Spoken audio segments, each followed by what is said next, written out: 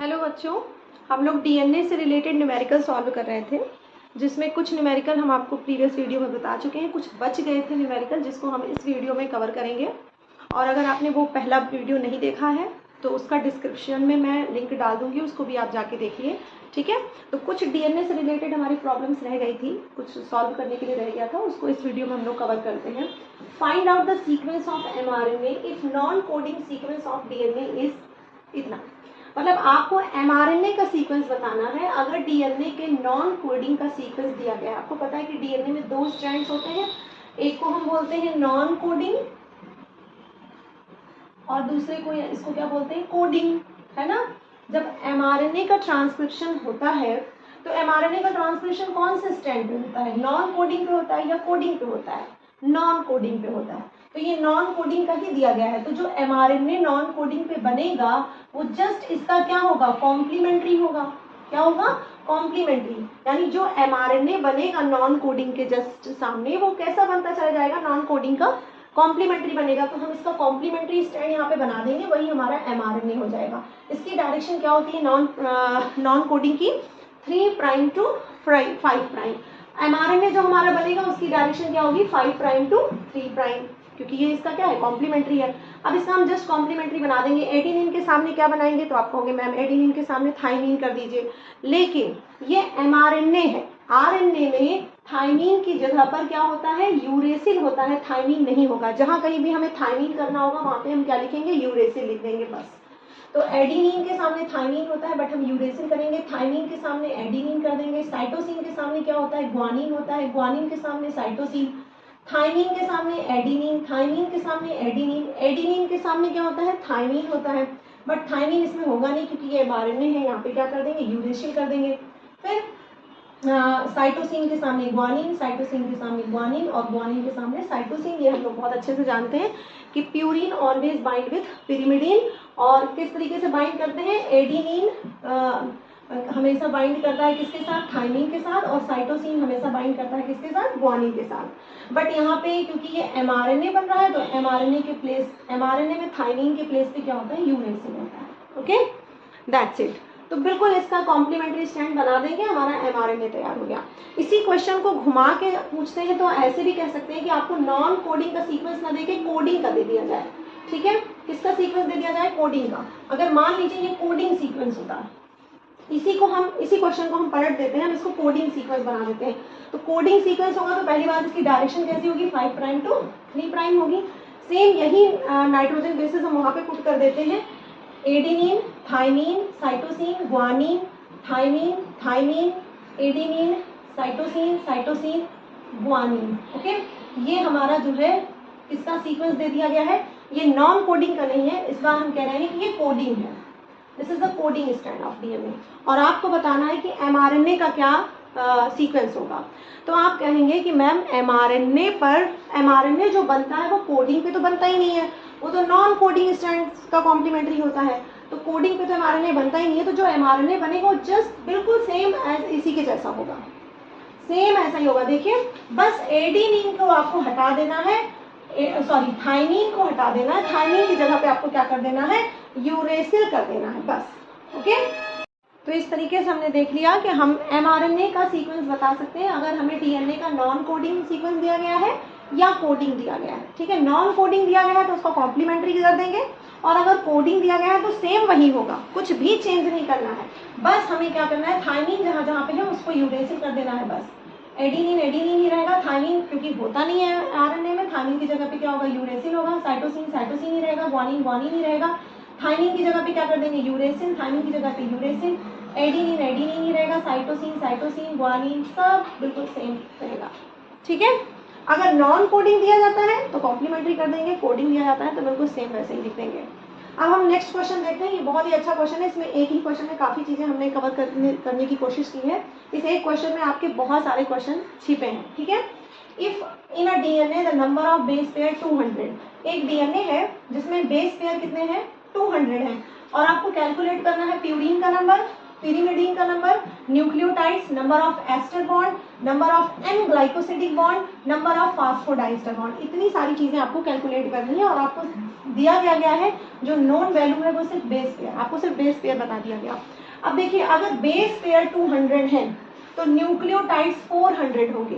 Okay, base pair में है, तो अगर पेयर में है तो हम अलग अलग निकालेंगे तो न्यूक्लियोटाइड्स कितने हो जाएंगे, 400 हो जाएंगे। इसको हम ऐसा समझ सकते हैं कि जैसे मान लीजिए अगर हम शॉर्ट में समझाएं, छोटा डाटा हम देते हैं आपको, ये न्यूक्लियोटाइड है, एक न्यूक्लियोटाइड, आपको पता है डीएनए के ऐसे स्ट्रैंड में ऐसे न्यूक्लियोटाइड्स होते हैं, हम यहाँ पे सिर्फ 4 न्यूक्लियोटाइड लेके चल रहे हैं।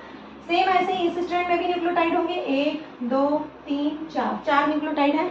यहाँ पे 400 न्यूक्लियोटाइड की बात हो रही है, यहाँ पे हम सिर्फ 4 न्यूक्लियोटाइड में आपको दिखा रहे हैं। तो न्यूक्लियोटाइड 4 है, लेकिन अगर पूछा न्यूक्लियोटाइड कितने हैं, 1 2 3 4 इसमें, 1 2 3 4 इसमें, यानी न्यूक्लियोटाइड्स टोटल कितने हैं, 8। और अगर हम कहें बेस पेयर कितने हैं, बेस पेयर पूछा जाए तो ये एक बेस पेयर हो गया, ये दूसरा बेस पेयर हो गया, ये तीसरा बेस पेयर हो गया, ये चौथा बेस पेयर होगा। मतलब सामने सामने के जो दो न्यूक्लियोटाइड होते हैं उनको हम पेयर कहते हैं, बेस पेयर। तो बेस पेयर कितने हैं, 1 2 3 4, बेस पेयर है हमारे पास 4, लेकिन न्यूक्लियोटाइड्स कितने हैं, इसका जस्ट उल्टा डबल कर देंगे, 1 2 3 4 5 6 7 8। तो अगर हमें बेस पेयर दिया गया है तो न्यूक्लियोटाइड्स निकालने के आप उसको तुरंत डबल कर दीजिए। बेस पेयर 200 है तो न्यूक्लियोटाइड्स हमारे कितने हो जाएंगे, 4 हो जाएंगे। ओके, अब देखते हैं और क्या निकालना है इसमें, नंबर ऑफ प्यूरिन निकालना है। प्यूरिन कहाँ पे होता है, प्यूरिन क्या है, नाइट्रोजन बेस है। प्यूरिन कहाँ होता है, न्यूक्लियोटाइड्स में होता है। हर न्यूक्लियोटाइड में कोई ना कोई प्यूरिन होगा, पिरिमिडीन होगा। किसी न्यूक्लियोटाइड में प्यूरिन पिरिमिडीन होते हैं कि नहीं होते। तो जितने न्यूक्लियोटाइड्स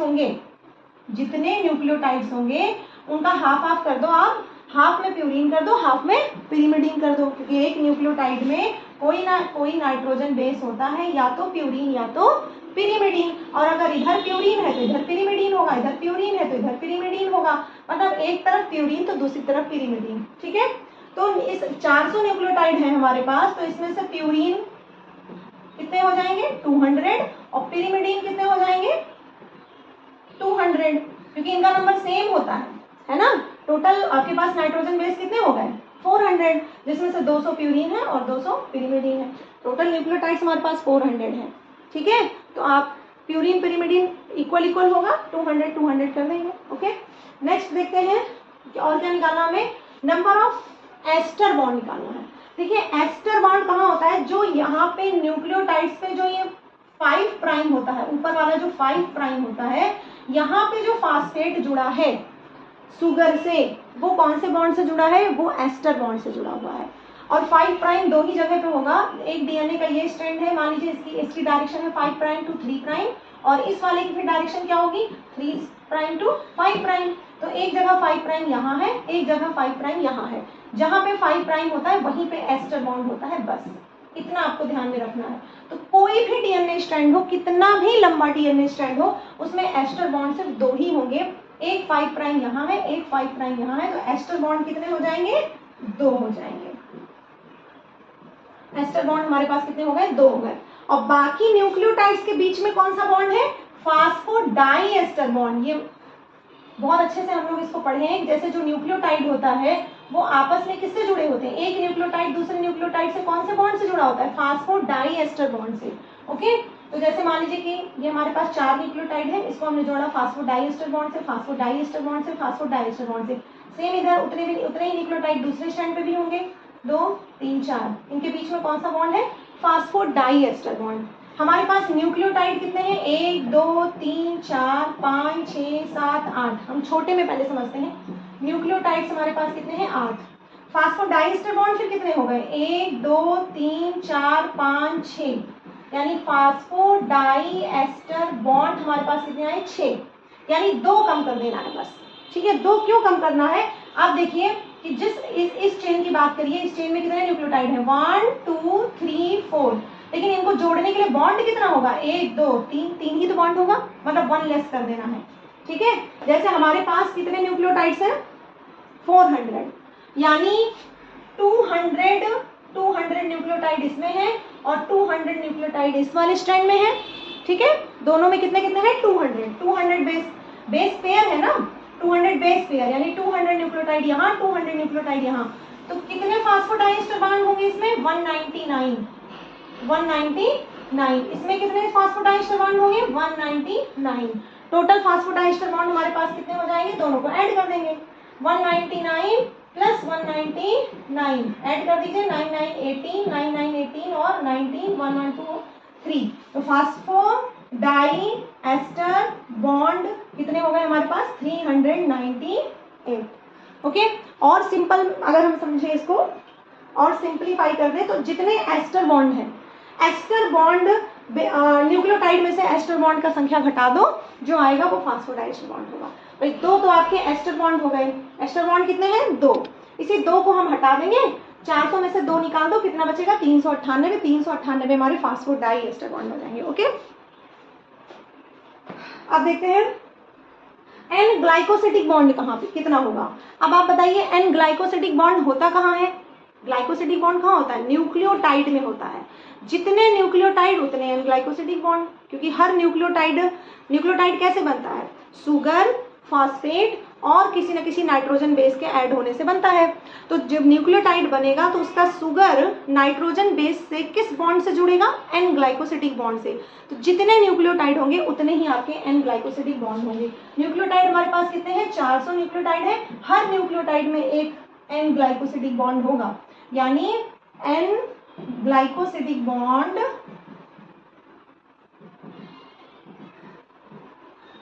कितना हो जाएगा?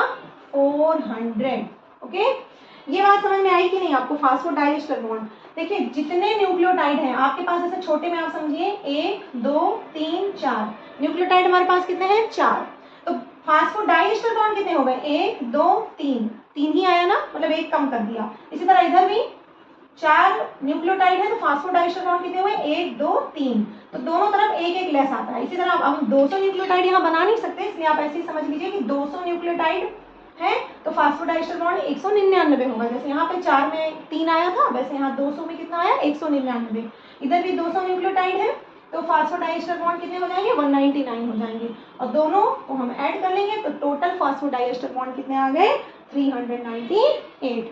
या और सिंपल तरीका है कि जितने न्यूक्लियोटाइड हो आप उसमें से 2 माइनस कर दीजिए बस। ये 2 क्यों माइनस करना है? क्योंकि ऊपर वाला यहाँ पे जो 5 प्राइम पे जो बॉन्ड होता है वो आपका एस्टर बॉन्ड होता है, और 5 प्राइम 2 ही होंगे, एक यहाँ होगा और एक नीचे होगा। तो 2 एस्टर बॉन्ड माइनस कर देना है, बाकी जितने आप न्यूक्लियोटाइड्स के बीच में जितने बॉन्ड होंगे वो कौन से बॉन्ड होंगे? फास्फोडाइएस्टर बॉन्ड होंगे। जितना न्यूक्लियोटाइड है उसमें आधा प्यूरीन है, आधा पिरीमिडीन है। न्यूक्लियोटाइड हमारे पास 400 थे तो हमने 200 प्यूरीन कर दिया, 200 पिरीमिडीन कर दिया। ओके, बहुत सिंपल सवाल है। और एन ग्लाइकोसिटिक बॉन्ड अगेन हर न्यूक्लियोटाइड में एक एन ग्लाइकोसिटिक बॉन्ड होता है। तो जितने न्यूक्लियोटाइड हैं उतने एन ग्लाइकोसिटिक बॉन्ड हो जाएंगे। सो होप है कि आपको डीएनए से रिलेटेड जितने भी न्यूमेरिकल होते हैं, और मैक्सिमम न्यूमेरिकल हम लोग सॉल्व कर चुके हैं, और पिछली वीडियो में भी हमने कुछ 2-4 न्यूमेरिकल सॉल्व किए थे, उसका लिंक भी आपको डिस्क्रिप्शन में डाल दिया जाएगा। उस वीडियो को भी वॉच कीजिए। और टिल देन अगली वीडियो में हम लोग फिर किसी नए टॉपिक के साथ मिलेंगे। Till then good bye, keep learning and keep watching.